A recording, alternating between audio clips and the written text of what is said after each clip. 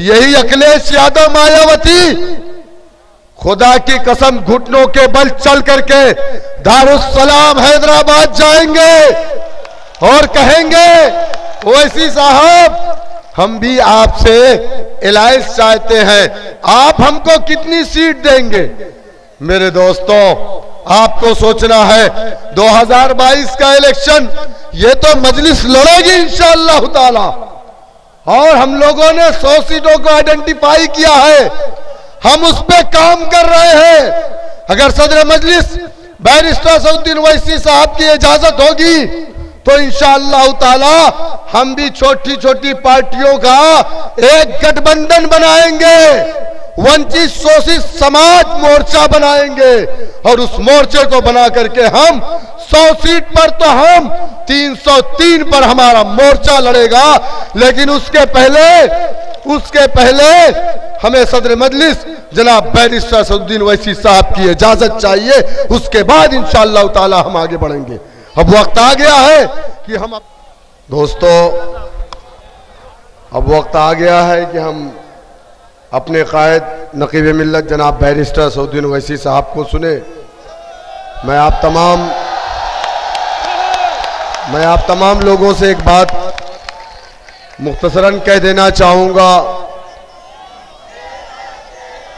कि जमहूरियत की सबसे बड़ी ताकत सियासत होती है, और इस चीज को समझो, जिस कौम का जमहूरियत में अपना डंडा नहीं, अपना झंडा नहीं, अपनी क़यादत नहीं, अपना सियासी प्लेटफॉर्म नहीं, जमहूरी मुल्क में उस कौम की कोई पहचान नहीं होती।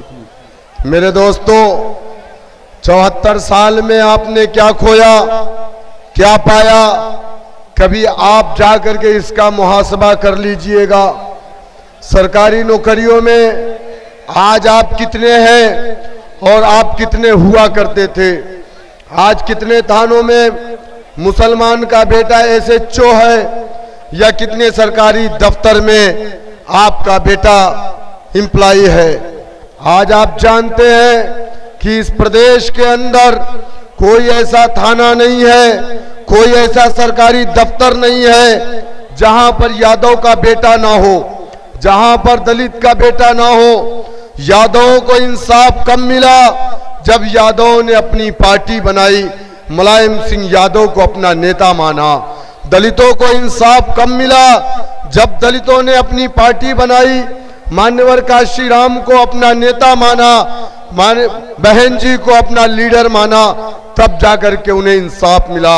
हमारी लड़ाई किसी मजहब से नहीं है, हमारी लड़ाई किसी धर्म के लोगों से नहीं है, हमारी लड़ाई नाइंसाफी के खिलाफ है। अगर इस प्रदेश की, इस देश की तमाम नाम नहाद सेकुलर पार्टियों ने हमारे साथ इंसाफ किया होता तो खुदा की कसम उत्तर प्रदेश में तो मजलिस इत्तेहादुल मुस्लिमीन नहीं आती। लेकिन आज क्या मजबूरी हो गई कि मेरे कायद को सरजमीन हैदराबाद से निकलना पड़ा और पूरे भारत में घूमना पड़ रहा है।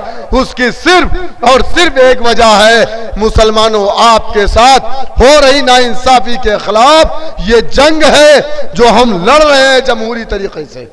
इसमें आपका साथ चाहिए।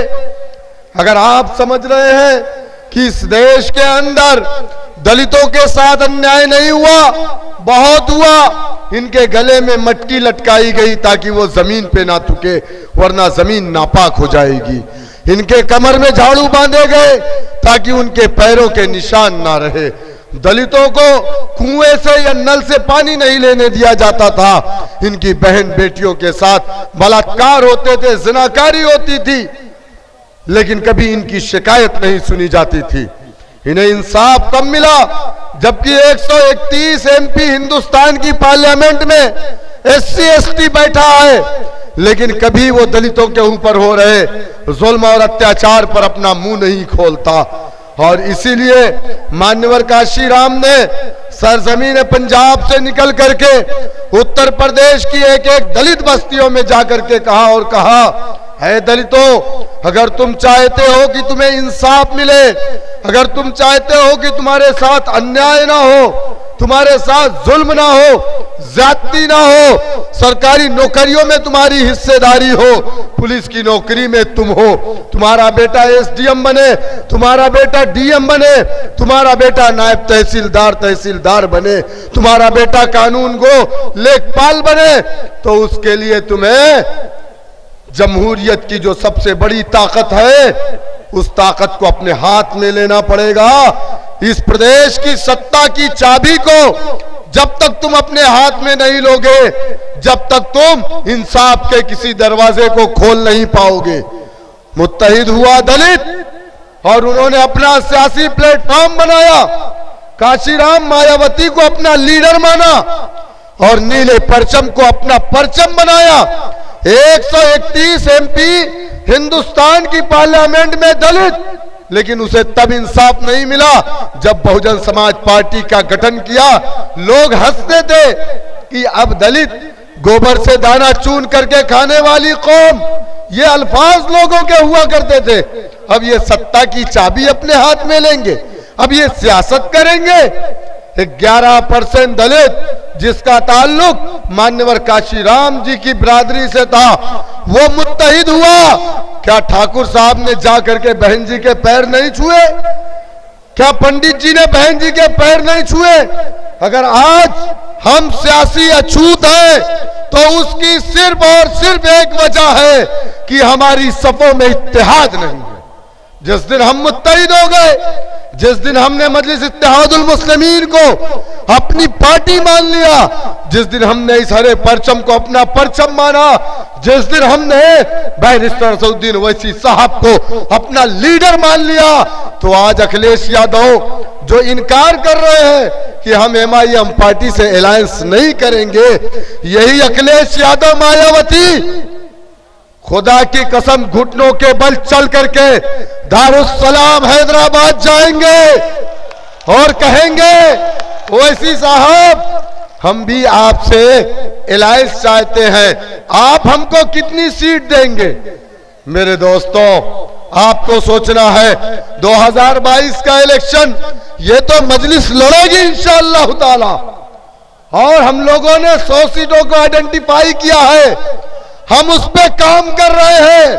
अगर सदर मजलिस बैरिस्टर असदुद्दीन ओवैसी साहब की इजाजत होगी तो इंशाअल्लाह ताला हम भी छोटी छोटी पार्टियों का एक गठबंधन बनाएंगे, वंचित शोषित समाज मोर्चा बनाएंगे, और उस मोर्चे को बना करके हम 100 सीट पर तो हम 303 पर हमारा मोर्चा लड़ेगा। लेकिन उसके पहले हमें सदर मजलिस जनाब बैरिस्टर असदुद्दीन ओवैसी साहब की इजाजत चाहिए, उसके बाद इंशाअल्लाह ताला हम आगे बढ़ेंगे। अब वक्त आ गया है कि हम अपने महबूब कायद कुल हिंद मजलिस इत्तेहादुल मुस्लिमीन के कौमी सदर काबिल एहतराम इज्जत माब आली जनाब बैरिस्टर असदुद्दीन ओवैसी साहब के खिताब को सुनेंगे। अब वो आपको खिताब फरमाएंगे। बहुत बहुत शुक्रिया।